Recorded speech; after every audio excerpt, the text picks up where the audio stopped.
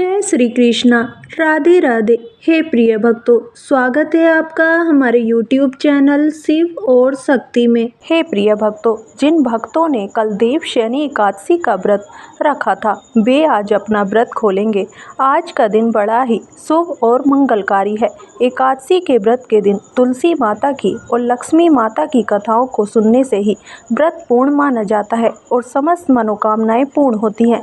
तो जिन भक्तों ने व्रत नहीं भी रखा था उन्हें भी तुलसी माता की कथाओं को सुनने से धन संपत्ति और अनंत शुभ फलों की प्राप्ति होती है। तुलसी महारानी नमो नमो, हरि की पटरानी नमो नमो। एकादशी भगवान श्री हरि विष्णु की साक्षात शक्ति है, जिस शक्ति ने उस असुर का वध किया जिससे भगवान भी जीत पाने में असमर्थ थे। उस शक्ति के आगे भला मनुष्य के पाप रूपी असुर कैसे टिक सकते हैं। जिस शक्ति ने देवताओं के कष्ट को हर कर उन्हें सुख दिया, वह प्राणी मात्र को क्या नहीं दे सकती। सुख, समृद्धि, शांति और मोक्ष समस्त सुख सहज ही प्राप्त हो जाते हैं। तो आप सभी भक्तजनों से विनम्र निवेदन है कि इन कथाओं को बड़े ही श्रद्धा और प्रसन्नचित मन से पूरा अवश्य सुनिए। तो प्रेम से बोलिए, गौरी पुत्र गणेश भगवान की जय, लक्ष्मी नारायण भगवान की जय, तुलसा शालिग्राम भगवान की जय। हरे कृष्णा। एक बार एक बूढ़ी माँ ने एकादशी का व्रत रखा। बड़े ही भक्ति भाव से पूजा अर्चना की। वे बहुत ही व्रत थीं, फिर भी उन्हें वृद्धावस्था में क्या बाधा थी। वे तो अपने पुत्र पत्रों के सुख सुविधा के लिए व्रत रखने लगी थी। वे दिन भर तो जरा कठोर मन करके अपनी प्यास को रोके रख दिन में पूजा पाठ किया, कथा सुनी और पंडित जी को मिट्टी के पात्र में भरकर पानी और ऋतु फल दान में दिए। दोना भर भर के बूरा शक्कर वितरण किया। दिन में गर्मी बहुत थी, जिसकी वजह से उन्हें गर्मी के कारण बहुत बेचैनी हो रही थी। इसी कारण से बहुत देर तक बूढ़ी माई पानी में पड़ी रही और पानी के कुल्ला करती रही, मुंह धोती रही। तब कहीं थोड़ा बहुत धैर्य बन पाया। धूप तो तेज पड़ ही रही थी, इस कारण बार बार मुंह सूख रहा था। बूढ़ी माँ बहुत बेचैन हो रही थी। एक तो बुढ़ापा और दूसरा यह भयंकर गर्मी। वृद्धावस्था की स्थिति तो कुछ दूसरी ही प्रकार की होती है। जैसे तैसे रो धोकर के दिन तो कट गया। अब पहाड़ सी रात सामने थी। उसका कटना बहुत ही कठिन दिखाई दे रहा था। खटिया पर पड़े शांति नहीं मिल रही थी। वे बार बार करवट बदल रही थीं। अनेक बार वे बाहर जाती और भीतर आती। उन्हें घर के अंदर शांति नहीं थी।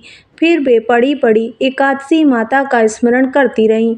वे कहती रहीं कि हे माता जी, आप मेरी लाज रखिएगा, आप ही मुझे शक्ति दीजिएगा जिससे मैं भली भांति आपका व्रत पूरा कर सकूं और यह पहाड़ सी रात शांति पूर्वक व्यतीत हो सके। प्यास के कारण बूढ़ी माँ को बेचैनी तो हो ही रही थी। उन्होंने धैर्य रखने का बहुत प्रयास किया, किंतु सहनशीलता की सीमा टूट गई और वे घबराकर एकदम चिल्ला पड़ी। बोली कि बचाओ बचाओ। अम्मा का चिल्लाना सुनकर परिवार भर के नर नारी, बच्चे और पड़ोसी एकत्रित होकर बूढ़ी अम्मा की खटिया के समीप आ पहुंचे। सबने पूछा कि अम्मा जी, आपको क्या हुआ? आप क्यों चिल्ला रही हैं? आप इस वृद्धावस्था में यह कठिन व्रत क्यों कर रही हैं? अम्मा जी, शक्ति से ही भक्ति होती है।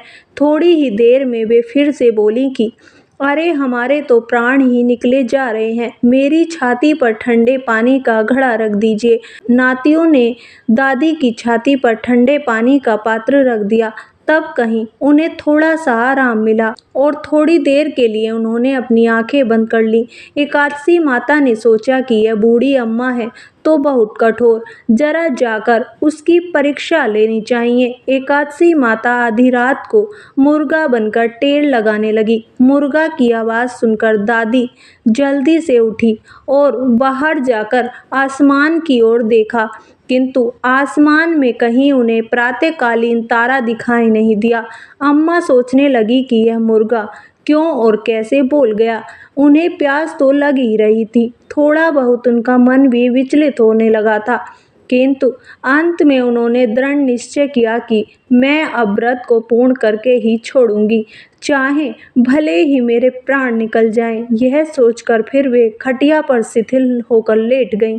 थोड़ी ही देर में एकादशी माता ने उनकी फिर से परीक्षा लेनी चाहिए। एक छोटी सी बालिका एक गिलास में शरबत लेकर उनके सिरहाने खड़ी हो गई और जोर से बोली कि दादी जी, सवेरा हो गया है, आप हाथ मुंह धोकर शरबत पी लीजिए। पहले तो शरबत का गिलास देखकर अम्मा का मन ललचा गया, किंतु अचानक व्रत का स्मरण हो आया और उन्होंने सोचा कि मैं किसी भी प्रकार से अभी शरबत नहीं पी सकती हूँ, और वे शांतिपूर्वक अपनी खटिया पर लेट गईं। फिर थोड़ी ही देर में उन्हें ऐसा लगा जैसे किसी ने उन्हें पानी के कुएं में पटक दिया हो। वे बड़ी देर तक उस कुएं में हाथ पांव चलाती रहीं, किंतु उन्होंने अपने मुंह में पानी की एक बूंद भी नहीं जाने दी और वे दृढ़तापूर्वक अपने व्रत का पालन करती रहीं। थोड़ी ही देर में न जाने कहां से सामने आग जलने लगी, जिससे भारी गर्मी बढ़ने लगी। प्यास के कारण प्राण निकलने लगे, किंतु बूढ़ी अम्मा का कुछ भी नहीं बिगाड़ पाया। वे जहाँ की तहाँ मुस्कुराती हुई सी बैठी रहीं। थोड़ी ही देर में बाहर प्रकाश दिखाई देने लगा। ऐसा लगा कि जैसे सवेरा हो गया हो। बूढ़ी अम्मा ने जब बाहर निकल कर देखा तो समझ गईं कि अभी सवेरा होने में 3-4 घंटे की देरी है। यह जानकर वे शांतिपूर्वक इधर उधर घूमने फिरने लगी। एकादशी माता यह बात अच्छी तरह से समझ गई थी कि यह बूढ़ी अम्मा किसी भी प्रकार से अपने व्रत से नहीं टल सकती हैं। वे उनके सत्य व्रत को अच्छी तरह से समझ गईं। सुबह होते ही बूढ़ी माता ने स्नान किया, भगवान का पूजन पाठ किया, एकादशी माता की कथा सुनी, ब्राह्मणों को दक्षिणा देकर भोजन कराया, तब कहीं उन्होंने जल ग्रहण किया। कन्याओं को भोजन कराने के बाद अम्मा ने स्वयं भोजन किया। उस श्रेष्ठ व्रत के प्रताप से बूढ़ी अम्मा की आयु में वृद्धि हो गई। उनका घर परिवार हरा भरा हो गया। घर में अब उनके कोई अभाव नहीं रहा। वे हर तरह के सुख साधनों से संपन्न हो गईं। नाती नातिन से उनका घर भर गया और वे उसी दिन से 12 महीने की एकादशी का व्रत करने लगीं। एकादशी माता के व्रत के प्रताप से इस संसार में हर प्रकार के सुख भोग कर अंत में वैकुंठ धाम को चली गईं। जैसे एकादशी माता ने बूढ़ी माता और उनके परिवार को हरा भरा किया, ऐसे ही एकादशी माता हम सभी की मनोकामनाओं को पूर्ण करे। बोलिए एकादशी माता की जय। बोलिए श्री तुलसी शालिग्राम की जय। आइए अब बड़ी ही श्रद्धा और प्रसन्नचित मन से मनोकामना को पूरी करने वाली तुलसी माता की कथा को सुनते हैं। तुलसी माता की कथा को सुने बिना व्रत पूर्ण नहीं माना जाता, तो प्रेम से बोलिए तुलसी शालिग्राम की जय। इस कथा को सुनने से एकादशी के व्रत का संपूर्ण फल मिल जाता है। तो आइए प्रसन्नचित मन से इस कथा को सुनते हैं। कथा के अनुसार एक कुटुंब में ननंद तथा भाभी साथ में रहते थे। ननंद का विवाह अभी नहीं हुआ था। वह तुलसी के पौधे की बहुत सेवा किया करती थी, लेकिन उसकी भाभी को यह सब कुछ बिल्कुल भी पसंद नहीं था। जब कभी भी उसकी भाभी को अत्यधिक गुस्सा आता, तब वह उसे ताना देते हुए कहती कि जब तुम्हारा विवाह होगा तो मैं तुलसी ही बारातियों को खाने को दूंगी और तुम्हारे दहेज में भी तुलसी ही दूंगी। कुछ समय बीत जाने पर ननंद का विवाह पक्का हुआ। विवाह के दिन भाभी ने अपने कहे अनुसार, मतलब जैसा कि वह हमेशा बोला करती थी कि तुम्हारे विवाह में बारातियों को तुलसी ही खाने को दूंगी और दहेज में भी तुलसी ही दूंगी, तो भाभी ने बारातियों के सामने तुलसी का गमला फोड़ दिया और बारातियों को उसे खाने के लिए कहा। तुलसी माता की कृपा से वह फूटा हुआ गमला अनेकों स्वादिष्ट पकवानों में बदल गया। भाभी ने गहनों के नाम पर तुलसी की मंजरी से बने हुए गहने पहना दिए और वे भी सुंदर सोने जवाहरात में बदल गए। भाभी ने वस्त्रों के स्थान पर तुलसी का जनेऊ रख दिया और वह रेशमी तथा सुंदर वस्त्रों में बदल गया। जब नंद ससुराल पहुंची तो उसके ससुराल में उसके दहेज की बहुत प्रशंसा की गई। जब यह बात भाभी के कानों तक पहुंची तो उसे बड़ा ही आश्चर्य हुआ। उसे अब तुलसी माता की पूजा का महत्व समझ में आया। भाभी के एक तुलसी थी। वह अपनी लड़की से कहने लगी कि तुम भी तुलसी की सेवा किया करो, तुम्हें भी बुआ की तरह फल मिलेगा। वह जबरदस्ती अपनी बेटी से तुलसी माता की सेवा करने को कहती, लेकिन लड़की का मन तुलसी सेवा में नहीं लगता था। लड़की के बड़े होने पर उसके विवाह का समय आ गया। तब भाभी सोचती है कि जैसा व्यवहार मैंने अपनी ननंद के साथ किया था, वैसा ही मैं अपनी लड़की के साथ भी करती हूँ, तो यह भी गहनों से लद जाएगी और बारातियों को खाने में पकवान मिलेंगे। ससुराल में इसे भी बहुत इज्जत मिलेगी। यह सोचकर वह बारातियों के सामने तुलसी का गमला फोड़ देती है, लेकिन इस बार गमले की मिट्टी मिट्टी हो जाती है। मंजरी तथा पत्ते भी अपने रूप में ही रहे, जनेऊ भी अपना रूप नहीं बदलता। सभी लोगों तथा बारातियों द्वारा भाभी की बुराई की जाती है। लड़की के ससुराल वाले भी लड़की की बुराई करते हैं। भाभी कभी भी ननंद को घर नहीं बुलाती थी।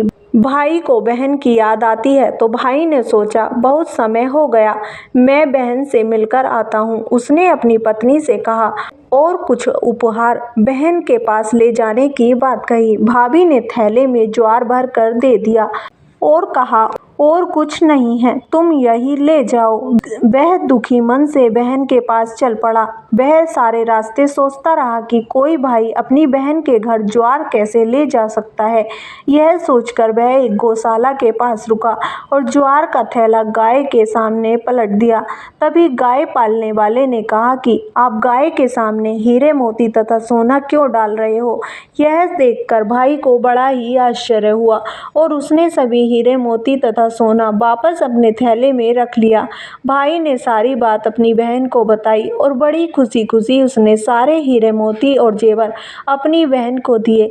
दोनों भाई बहन एक दूसरे को देखकर अत्यंत प्रसन्न हुए। जैसी कृपा माता तुलसी ने ननंद पर की, ऐसी ही कृपा सभी पर करना। बोलिए श्री तुलसी माता शालिग्राम भगवान की जय। बोलिए श्री लक्ष्मी नारायण भगवान की जय। आइए अब तुलसी माता की दूसरी कथा का श्रवण करते हैं। सावण मुनि की पुत्री तुलसी अपूर्व सुंदरी थी। उनकी इच्छा थी कि उनका विवाह भगवान नारायण के साथ हो। इसके लिए उन्होंने नारायण पर्वत की घाटी में स्थित बद्री वन में घोर तपस्या की। दीर्घ काल तक तपस्या के उपरांत ब्रह्मा जी ने प्रसन्न होकर दर्शन दिए और वर मांगने को कहा। तुलसी जी ने कहा, हे सृष्टिकर्ता, हे ब्रह्मदेव, आप अंतर्यामी हैं, सबके मन की बात जानते हैं, फिर भी मैं अपनी इच्छा आपसे बताती हूँ। मैं चाहती हूँ कि भगवान श्री नारायण मुझे पति रूप में मिले। ब्रह्मा जी ने कहा, तुम्हारा अभीष्ट तुम्हें अवश्य मिलेगा।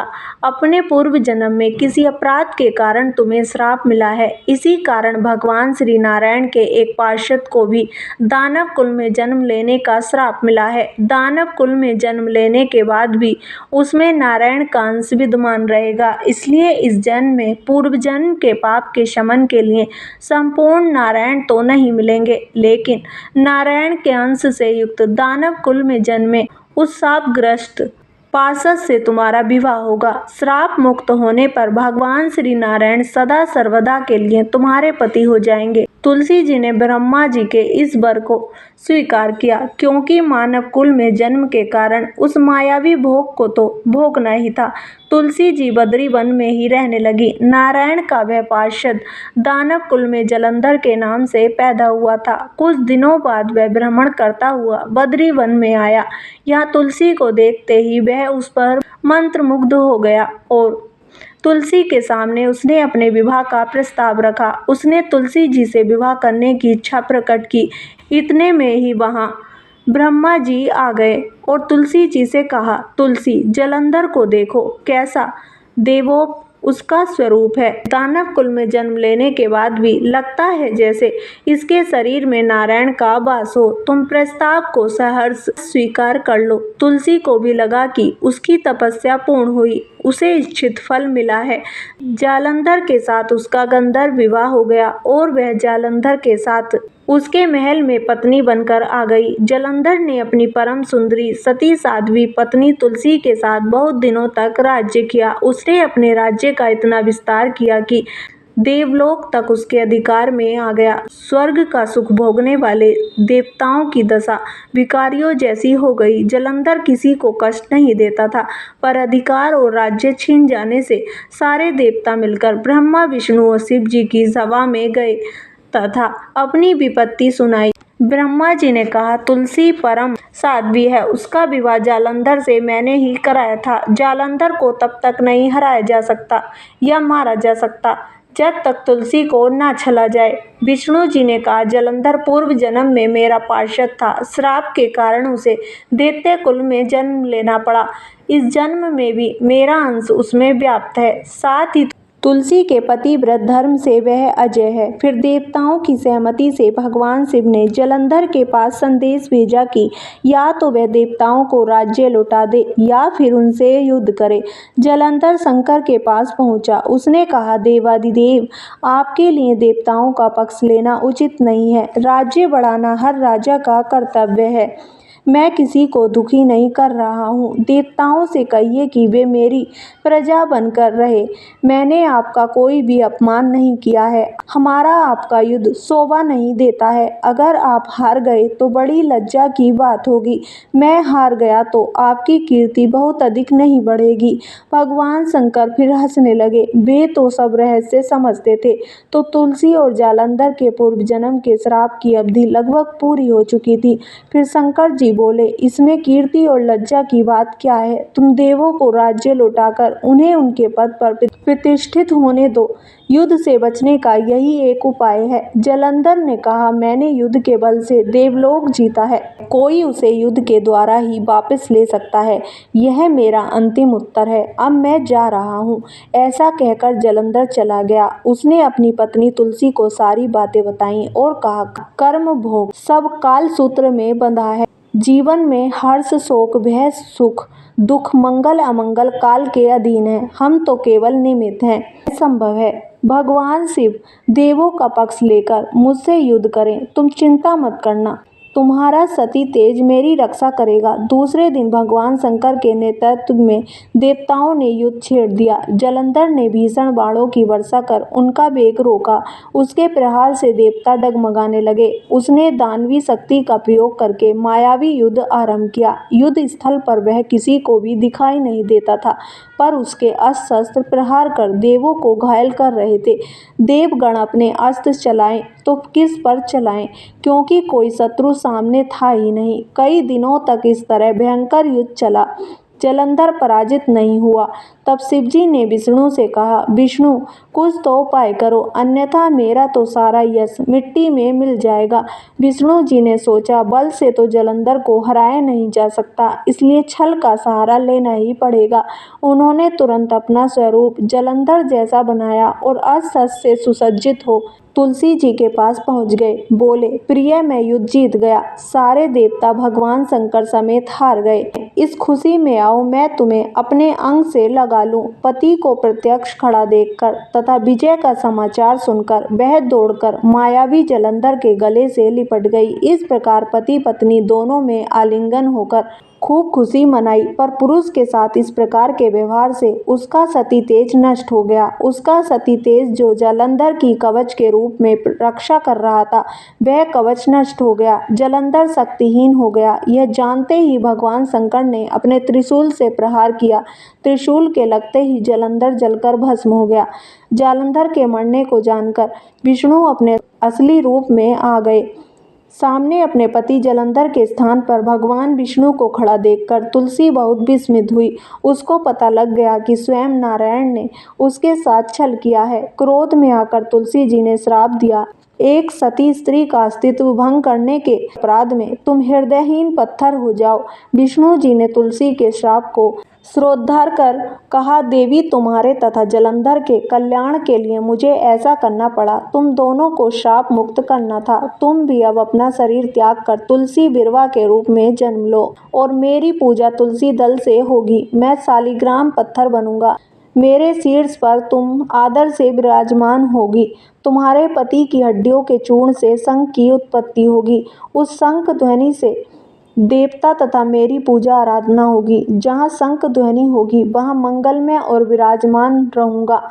तुमने पूर्व जन्म में बद्री वन में मुझे पाने के लिए बड़ी तपस्या की थी। अब अगले जन्म में मैं नारायण प्रस्तर के रूप में बद्रीनाथ वन में स्थापित रहूंगा और मेरी पूजा अर्चना फल फूल से न होकर तुम्हारी तुलसी दल से होगी। मेरे शीर्ष पर विराजमान होकर तुम मुझसे भी ऊंचा पद प्राप्त करोगी।